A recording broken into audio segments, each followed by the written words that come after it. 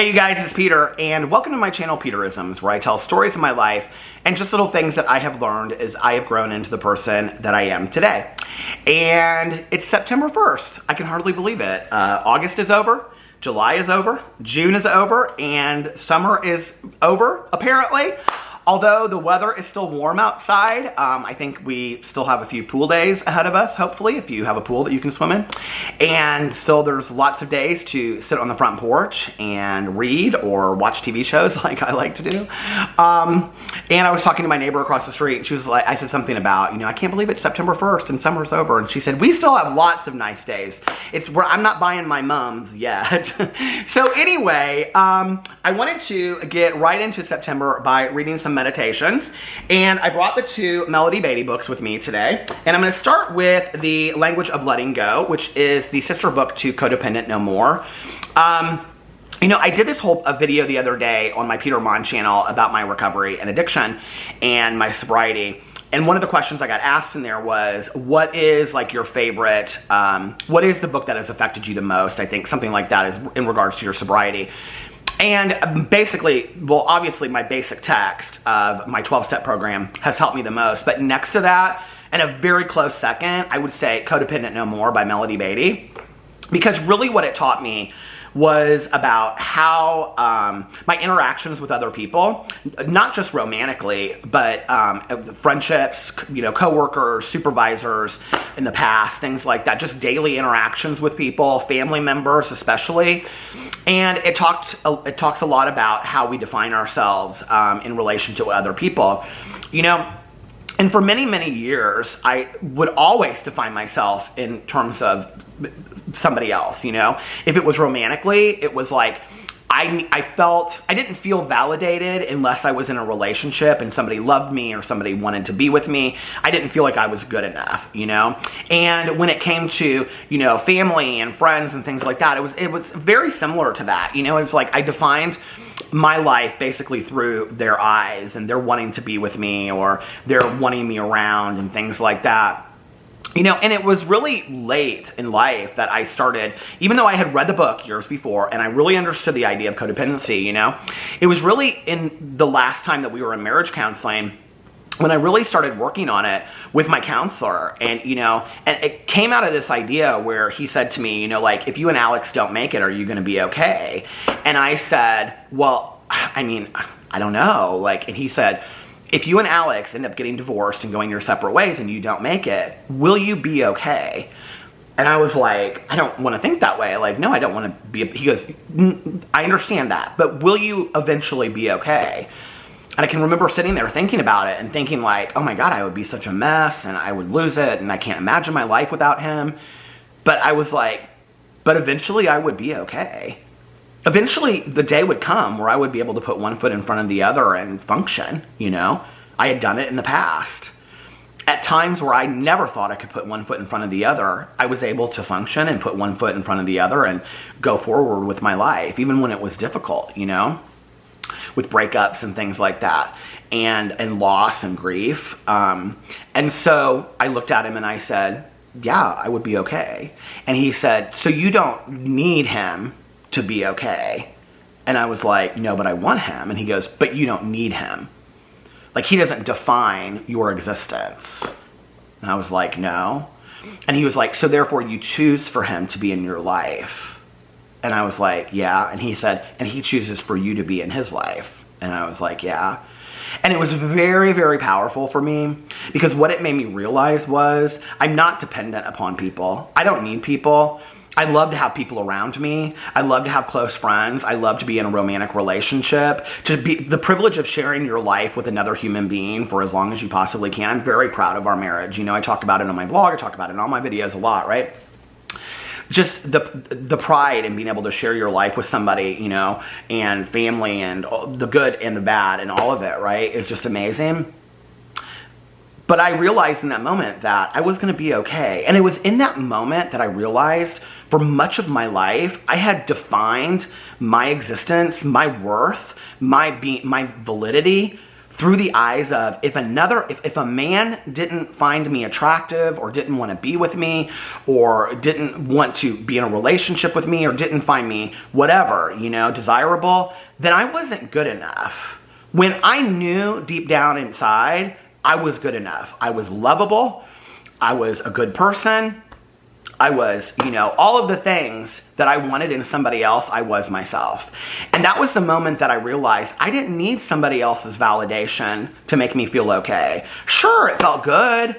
The pats on the back and the people telling you, like, oh, I love you and you're great and all that kind of stuff. And somebody looking at you dreamy across the dinner table. All of that's nice. We love all that. But I don't need it. And I'm going to be okay. And at that point was the moment that my life shifted and changed. Because at that moment was when I started realizing, well, then I pick and I choose who is in my life and who isn't. And they pick and choose allowing me to be in their life. And what an honor and what a privilege that is, right? And it really, truly is. And then what you start realizing is that people are in your life and you're in their lives because of this honor and this privilege. And so that's a big deal. You don't take that lightly. You don't just go, oh, like, I don't really care about this person or whatever. You start really protecting those relationships and fighting for those relationships because those are relationships that you chose, not just relationships that you're dependent on, and it completely changed my entire way of looking at things. And what it started doing was allowing me to start taking care of myself first. The book Codependent No More really, really helped with that. And although Codependent No More is a lot about alcoholics and their spouses, it really helped me realize that for many years, for much of my life, only saw my worth through the eyes of somebody else. I only saw if I was good enough or if I wasn't good enough through the eyes of somebody else. And, that just is not any way to live. It really isn't.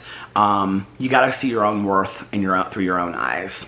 So anyway, I just that was me sharing with you that's why I love the book Codependent No More so much by Melody Beatty, which if you want to find it, it's listed underneath in my Amazon store. You don't have to buy it from there. I just referenced it so you can know which one it is. You can probably find it at Goodwill or Half Price Books or Thrift Books or Amazon or Barnes & Noble or anywhere you can find it, okay? Audible.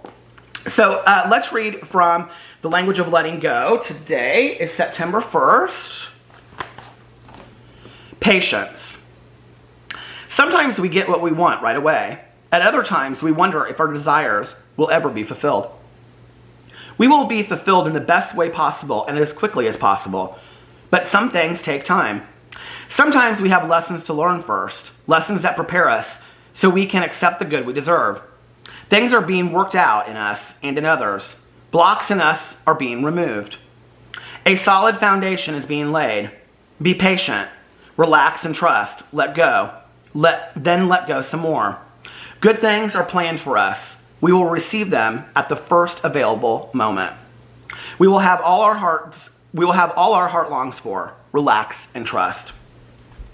Today I will identify what I want and need. Then I'll be willing to let go of it. I will devote my energy to living my life today, so I may master my lessons as quickly as possible. I will trust that what I want and need is coming to me. I will let go of my need to control the details. The battery stopped right after I got done reading the meditation, so I wanted to go back and catch up where I was. But I really liked this meditation, I think that it's so applicable to so many things, and I think that patience has always been something that I have really struggled with. I want what I want when I want it now. And that's kind of the motto of the addict or, the alcoholic is we want what we want when we want it. And, so for me, it's been really hard to kind of trust this flow of life. And what I've realized is the more control, the more power that I try to exert in my life or try to control a situation or have it go a certain way that I want it to go, the less likely it is to go that way. And that life just kind of goes the way it's meant to go. One of the things that I do think this is something that you learn over time with age, because I think there has to be years that come to this, is that there have been things that have happened in my life that at times I have and this is also one of the things that leads me to be more of a spiritual person. There have been things that have happened in my life that at that time, like, made no rhyme or reason. I could not understand. For the life of me, I'd be like, God, I don't understand. Like, what is this about, right?